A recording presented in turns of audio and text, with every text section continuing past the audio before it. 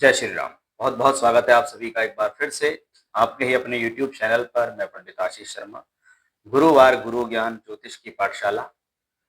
इस पाठशाला के विषय को और आगे बढ़ाते हुए आज हम एक नए विषय के बारे में बात करेंगे। पिछले वीडियो में अगर हमने बात की तो हमने आपको उच्च ग्रह और नीच ग्रह के बारे में समझाने की कोशिश की कि ग्रहों का उच्च नीच क्या होता है। ये तो बहुत सामान्य चीज है कि ये उच्च ग्रह की राशि है, नीच ग्रह की राशि है, इतने डिग्री पर उच्च होता है, इतने डिग्री पर नीच होता है।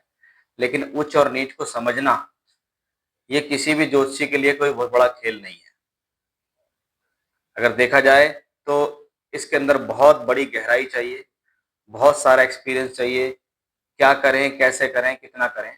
इसलिए उच्च और नीच के ग्रहों को देखकर एक बार में ये कह देना कि ये ग्रह उच्च है तो खराब है, अच्छा है, या नीच ग्रह है तो खराब है, नहीं। उसके पीछे बहुत सारी चीज थी जिसको मैंने पिछले वीडियो में समझाने की आपको कोशिश की थी। आज का मेरा विषय है कि ग्रहों की कुछ और स्थितियां, जैसे आपने बहुत बार सुना होगा ग्रह स्वराशि का है, स्वग्रही है, ओन साइन अपने घर में बैठा हुआ है। तो इसी में एक कैटेगरी आती है मूल त्रिकोण, इसी में एक कैटेगरी आती है मित्र राशि, और इसी में एक कैटेगरी आती है शत्रु राशि। सबसे पहले बहुत मोटे तौर पे समझते हैं स्वराशि को। स्वराशि अपनी राशि, अपने घर में बैठे हुआ कोई ग्रह। यदि कोई व्यक्ति अपने घर में बैठता है तो अपने घर में वो बैठकर सहज और मजबूत महसूस करता है। आप अपने घर में बैठते हो तो आप ज्यादा सहज और मजबूत महसूस करते हो। तो इसको क्या कहा जाता है? स्वराशि, ओन साइन। अगर प्लेनेट अपने ही घर में बैठा है तो उसको स्वराशि कहा गया, स्वग्रही कहा गया, ओन साइन कहा गया। जैसे मंगल ग्रह है, उसकी अपनी दो राशियां हैं, मेष राशि और वृश्चिक राशि जो होती है, इसके जो स्वामी ग्रह है वो मंगल है। अगर मंगल ग्रह आपकी पत्रिका के अंदर 1 नंबर या 8 नंबर में बैठा है तो आप पहले दृष्टिकोण से कहेंगे कि ग्रह ओन साइन में है, ग्रह स्वराशि का है, ग्रह स्वग्रही है, वो अपने घर में बैठा है। अपने घर में बैठा है तो उस भाव को वो मजबूत करेगा, क्योंकि वो उस घर में बैठा है। उस भाव को मजबूत करेगा तो उस भाव से संबंधित फल पूरे देगा। जब उसकी दशा आएगी तो उस भाव से संबंधित पूर्ण फल को देने में वो सक्षम रहेगा। इसको हम क्या कहते हैं? स्वराशि का। कि मंगल अगर किसी पत्रिका में मेष या वृश्चिक राशि में बैठ जाए तो हम पहले दृष्टिकोण में कहेंगे कि ये ग्रह स्वराशि का है, ये ग्रह मजबूत है, ये ग्रह आपके जीवन के अंदर अच्छे रिजल्ट दे सकता है। जिस भाव में बैठा है उसके पूर्ण रिजल्ट देगा। उसकी दशा आएगी तो उस दशा में वो रिजल्ट देगा। फॉर एग्जाम्पल मंगल चौथे घर में बैठा है और अपनी ही राशि में बैठा है तो हम क्या कहेंगे? जब मंगल की दशा आएगी तो वो भूमि, जमीन, जायदाद, प्रॉपर्टी, सुख संसाधन, व्हीकल्स, इसका सुख दे देगा। वो दशम भाव में बैठा है तो उस दौरान कर्म, कार्य क्षेत्र, नौकरी, व्यापार, यश, मान, सम्मान, प्रसिद्धि, नौकरी लगा देगा। ऐसा समझ लो। लाभ स्थान में बैठा है तो लाभ देना, तरक्की देना, पैसा देना, प्रमोशन देना, धन देना, तरक्की देना, सम्मान दिलाना, ये ग्रह के अपने राशि में होने के फल होते हैं। ठीक है। हमारा दूसरा प्लेनेट है सूर्य। सूर्य ग्रह को अगर हम देखें तो सूर्य सिंह राशि में स्वग्रही होता है। सूर्य की अपनी एक ही राशि होती है। सूर्य जहां पर कुंडली में 5 नंबर लिखा हुआ है, अगर वहां सूर्य बैठा है, लगन कोई भी हो, अगर सूर्य 5 नंबर में बैठा है तो वो स्वराशि का सूर्य है, वो अपने घर का सूर्य है। ठीक है। चंद्रमा, चंद्रमा की भी अपनी एक ही राशि होती है, वो होती है कर्क राशि। चंद्रमा कुंडली में कहीं भी बैठे, अगर वहां पर 4 नंबर लिखा हुआ है और वहां पर चंद्रमा बैठा हुआ है तो हम कहेंगे ये चंद्रमा स्वराशि का चंद्रमा है, ये चंद्रमा अपने घर का है, ये चंद्रमा ओन साइन का चंद्रमा है। तो सूर्य, चंद्र, मंगल को देखा। बुध की अपनी दो राशियां हैं, पहली राशि मिथुन, दूसरी राशि कन्या। तो मिथुन राशि में बुध बैठे या कन्या राशि में बुध बैठे तो ये अपनी राशि के हो जाते हैं, ये अपने भाव के हो जाते हैं। जबकि मिथुन और कन्या में देखें तो कन्या बुध की उच्च की राशि भी होती है, यानी अगर ग्रह मिथुन राशि में बैठा है तो बली है, लेकिन ग्रह अगर कन्या राशि में बैठता है तो ज्यादा बली है, क्योंकि वो वहां पर अपनी राशि का भी हो गया और वो वहां पर उच्च का भी माना जाता है। मैंने आपको पिछले वीडियो में बताया भी था। तो ये उसके लिए एक एक्स्ट्रा चीजें हो जाती हैं बुध प्लेनेट के लिए। बृहस्पति ग्रह धनु राशि और मीन राशि का मालिक है। अगर बृहस्पति कुंडली के किसी भी भाव में 9 नंबर में या 12 नंबर में बैठा हुआ है तो ये स्वराशि का गुरु कहलाता है, स्वराशि का बृहस्पति कहलाता है, ऑन साइन अपने ही घर में बैठा हुआ प्लेनेट कहलाता है। शुक्र ग्रह वृषभ राशि और तुला राशि के मालिक है।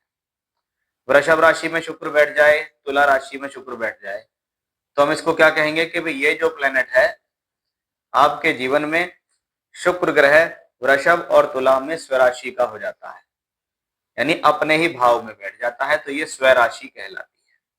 तो कुंडली में कहीं भी हो 2 नंबर और 7 नंबर में शुक्र बैठा है तो हम क्या कहेंगे, ये अपनी ही राशि का है। शनि की 2 राशियां हैं, मकर राशि और कुंभ राशि। इसमें शनि बैठा हुआ मिले कुंडली में तो हम कहते हैं शनि स्वराशि का है और शनि अपने घर का है या ऑन साइन का है। तो ये तो आपको पता लगा कि सूर्य और चंद्रमा इनकी अपनी एक एक राशि होती है, मंगल की, बुध की, शुक्र की, गुरु की और शनि की, इन सभी की 2-2 राशियां होती हैं और ये सभी ग्रह अपने अपने भावों में बैठकर बली होते हैं, मजबूत होते हैं, स्वराशि के कहलाते हैं। तो स्वराशि में बैठा हुआ कोई ग्रह हो तो वह सहज होता है, मजबूत कहलाता है। अब आती हैं इससे एक ऊपर की कैटेगरी होती है जिसको हम कहते हैं मूल त्रिकोण। कि स्वराशि तो समझ में आ गई कि स्वराशि, स्वग्रही और ऑन साइन जो हमने अभी समझाया उसको कहते हैं। अब आती है मूल त्रिकोण राशि। मूल त्रिकोण क्या है, ये स्वराशि से बेटर है कि एक व्यक्ति जो अपने घर में बैठा हुआ है वहां वो सहज और मजबूत है, लेकिन उस घर के अंदर भी एक पर्टिकुलर कार्यालय है, पर्टिकुलर ऑफिस है जहां बैठकर वो अपने जीवन के बेहतर कामों को अंजाम देता है, जहां बैठकर वो और ज्यादा सक्सेसफुल है। कि भाई ये मूल त्रिकोण साइन है कि पूरे घर में कुछ भी होता रहो लेकिन ये वो सेफेस्ट रूम है कि यहाँ पर चाहे सब कुछ बर्बाद हो जाए लेकिन फिर भी वो सेफ कर देता है, ये वो कार्यालय है। इसको कहते हैं मूल त्रिकोण। ग्रह की मूल त्रिकोण राशियां भी होती हैं। जिस तरीके से ग्रह की उच्च और नीच राशि बताई, ग्रह की स्वराशियां बताई आपको, ऐसे ही मूल त्रिकोण राशियां होती हैं। अब मूल त्रिकोण राशियां और स्वराशियां ये लगभग सेम होती हैं, ठीक है, ये लगभग सेम होती हैं, लेकिन इन मूल त्रिकोण को पहचानने के लिए ज्योतिष शास्त्र में ग्रहों की डिग्री का इस्तेमाल हुआ है। जैसा मैंने आपको कहा था पिछले वीडियो में कि उच्च नीच को पहचानना है तो सूर्य से लेकर शनि तक जो डिग्रियां थी 10, 3, 28, 15, 5, 27, 20 कि सूर्य अगर 10 डिग्री के आसपास है तो परम उच्च, चंद्रमा 3 डिग्री के आसपास है तो परम उच्च, शनि 20 डिग्री के आसपास है तो परम उच्च, ऐसे ही परम नीच, ऐसे ही मूल त्रिकोण होता है। मूल त्रिकोण स्वराशि से बेटर होता है, उच्च 100% होता है, मूल त्रिकोण को हम 80% कह सकते हैं, स्वराशि को हम 60% कह सकते हैं। यानी अब आप देख लीजिए ग्रहों का बल किस तरीके का होता है। अब अगला जो बल है वो है मूल त्रिकोण साइन का। कि भी मूल त्रिकोण साइन में कैसे पता लगाएं कि ग्रह मूल त्रिकोण राशि में बैठा हुआ है, उसके लिए ग्रहों की डिग्री के हिसाब से महर्षि पराशर जी ने उसको बताया है। महर्षि पराशर जी कहते हैं कि अगर सूर्य ग्रह आपकी पत्रिका के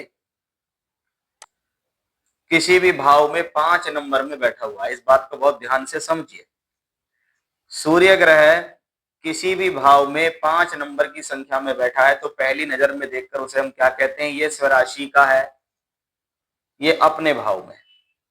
लेकिन अगर वहां पर सूर्य ग्रह 0 से लेकर 20 डिग्री के बीच का है, ठीक है, इसको नोट करिए कि 0 से लेकर 20 डिग्री के बीच है तो ये सूर्य बेटर देन ऑन साइन, कि इसको क्या कहेंगे, ये अपनी राशि का है लेकिन अपनी राशि से ज्यादा बेटर ये मूल त्रिकोण साइन में है, क्योंकि ये 0 से 20 डिग्री के बीच में बैठा हुआ है। तो इस सूर्य के पास बल है। मान लीजिए किसी का सूर्य 22 डिग्री का है, 25 डिग्री का है, 27 डिग्री का है, 30 डिग्री का है, 29 डिग्री का है, तो वो कहलाएगा तो अपनी राशि का, स्वराशि का। लेकिन अगर उसको अंदर झांक के देखा तो वो मूल त्रिकोण निकला, और मूल त्रिकोण ही 0 से 20 डिग्री के बीच में अगर बैठा हुआ है तो वो स्वराशि से बेटर है। इसलिए सूर्य की मूल त्रिकोण राशि क्या हुई? सिंह राशि हुई। सूर्य की स्वराशि क्या हुई? सिंह राशि हुई। लेकिन सूर्य की मूल त्रिकोण कैसे पता लगेगा? जब तक हम उसकी डिग्री नहीं देखेंगे तब तक नहीं पता चलेगा। तो 0 से 20 डिग्री के बीच में अगर सूर्य आपका बैठा हुआ है तो ये स्वराशि के साथ साथ मूल त्रिकोण का भी सूर्य कहलाता है। अगला प्लेनेट चंद्रमा। कि चंद्र ग्रह कर्क राशि जो होती है हमारी, ये कर्क राशि है।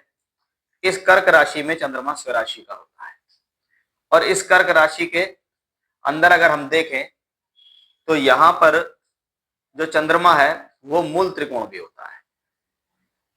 ठीक है, तो चंद्रमा की मूल त्रिकोण राशि क्या है कि अगर चंद्रमा कर्क राशि में बैठकर 4 डिग्री से लेकर 30 डिग्री के बीच में है तो ये चंद्रमा की मूल त्रिकोण राशि कहलाती है। ठीक है, क्या कहलाती है?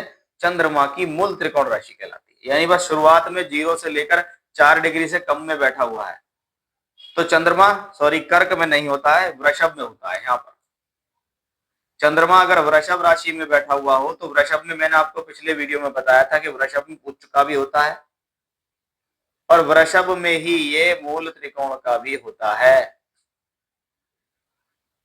ठीक है, मूल त्रिकोण के लिए चंद्रमा अगर किसी कुंडली में वृषभ में बैठा तो हम पहली नजर में कहेंगे ये उच्च का है, लेकिन अगर वो 4 डिग्री से 30 डिग्री के बीच का है तो ये मूल त्रिकोण साइन कहलाता है। यानी ये उच्च से भी बेटर कंडीशन में पहुंच जाता है, ऐसा हम इसको कह सकते हैं कि भी उच्च भी हो गया और मूल त्रिकोण भी हो गया। हमारे लिए तो ये बहुत पॉजिटिव हो गया।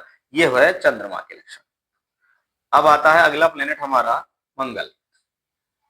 मंगल ग्रह को मेष राशि और वृश्चिक राशि में अपनी राशि का कहा गया, लेकिन मंगल ग्रह को शास्त्र के अनुसार मेष राशि के अंदर मूल त्रिकोण कहा गया है कि मंगल अगर मेष राशि में बैठा हुआ है तो ये बेटर है। लेकिन मंगल अगर 0 डिग्री से लेकर 12 डिग्री के बीच में बैठा हुआ है, ठीक है, 0 से 12 डिग्री में मेष राशि में बैठा हुआ है तो ये मंगल मूल त्रिकोण साइन का है, यानी बेटर देन स्वराशि। कि पहली नजर में देखने में पता लगा कि अपनी राशि का है, लेकिन जब डिग्री देखी तो 0 से 12 डिग्री के बीच में बैठा हुआ मिला, तो क्या हुआ? ये यहां मूल त्रिकोण साइन में हो गया। अगला प्लेनेट है हमारे पास बुध। बुध ग्रह के लिए मैंने अभी आपको बताया था कि 3 नंबर और 6 नंबर में स्वराशि का है, लेकिन 6 नंबर में ये उच्च भी है और 6 ही नंबर में ये मूल त्रिकोण भी है। यानी अकेला एकमात्र बुध प्लेनेट ऐसा है कि अगर किसी भी पत्रिका में वो कन्या राशि में बैठा हुआ मिले तो वो स्वराशि के गुण ले रहा है, वो उच्च के होने के गुण ले रहा है, क्योंकि उच्च में मैंने भी आपको बताया कि उसको पर्टिकुलर डिग्री मिली हुई है, 15 डिग्री पर वो परम उच्च होता है। फॉर एग्जाम्पल कन्या राशि में है, 14 से 16 डिग्री के बीच का है तो परम उच्च के आसपास हो गया, और 16 से 20 डिग्री इसकी मूल त्रिकोण साइन भी कहलाती है कि कन्या राशि में अगर बुध बैठे तो वो स्वराशि, मूल त्रिकोण और उच्च तीनों के गुण लेता है। अब स्वराशि है तो अपने भाव में बैठा तो पहली नजर में कहो स्वराशि का है।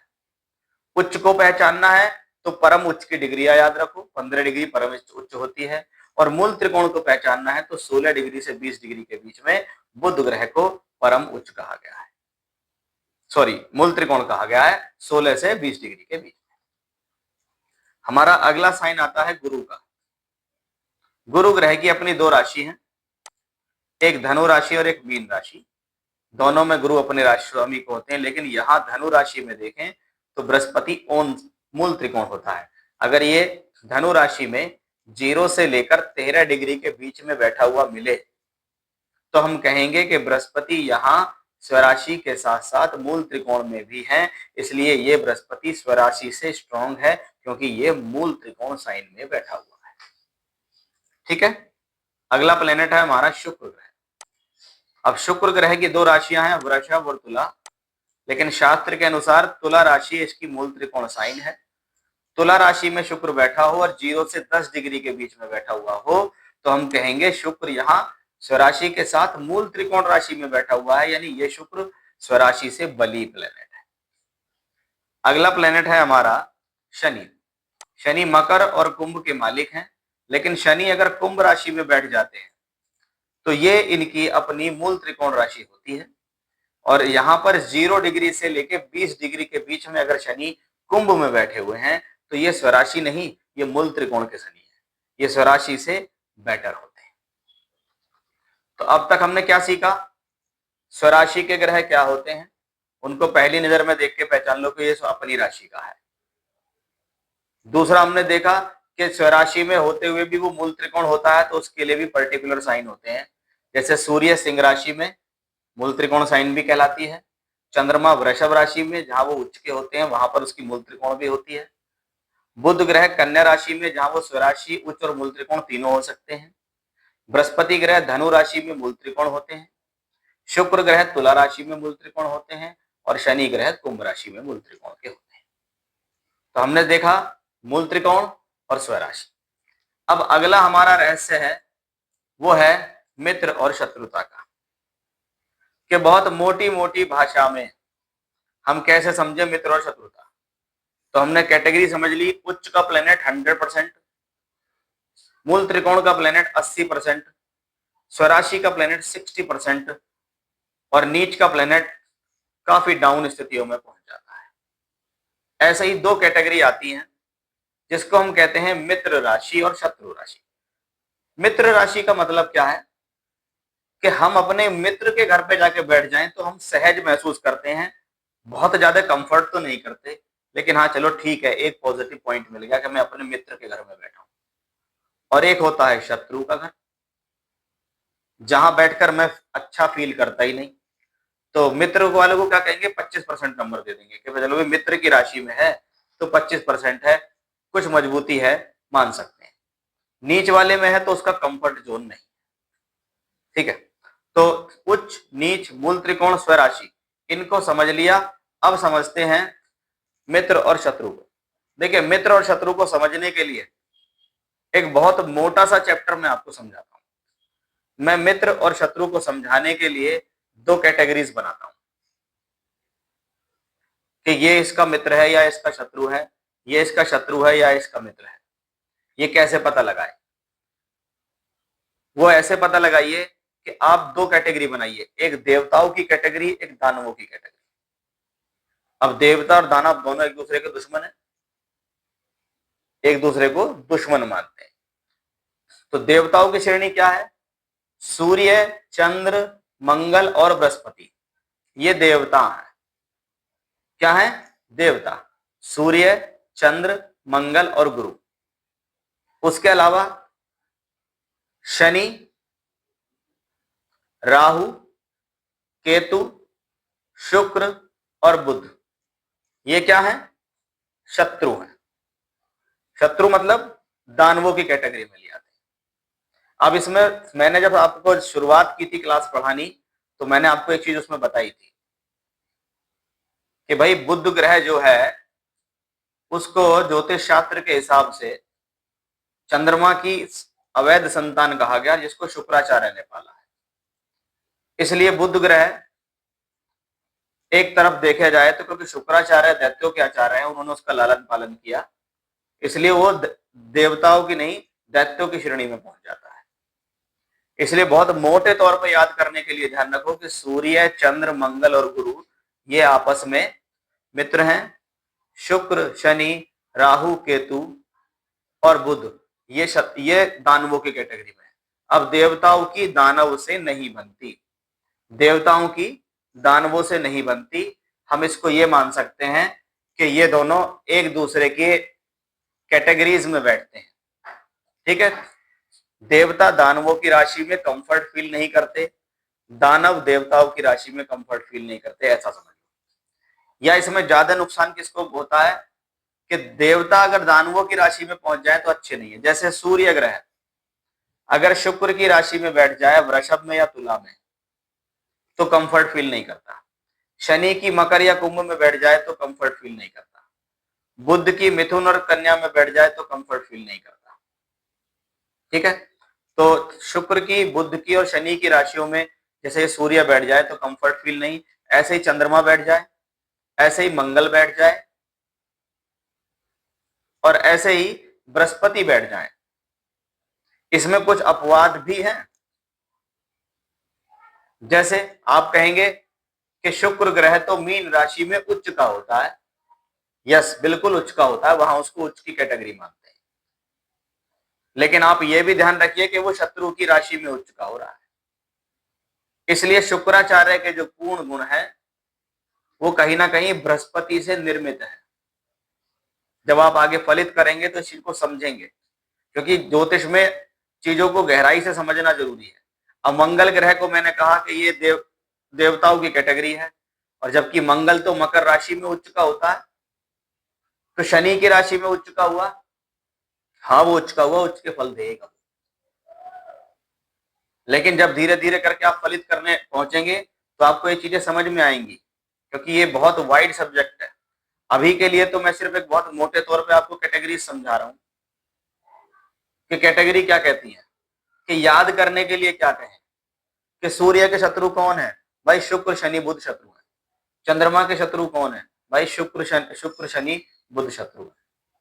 मंगल के शत्रु कौन है, भाई शुक्र शनि और बुध मित्र है, सॉरी शत्रु है।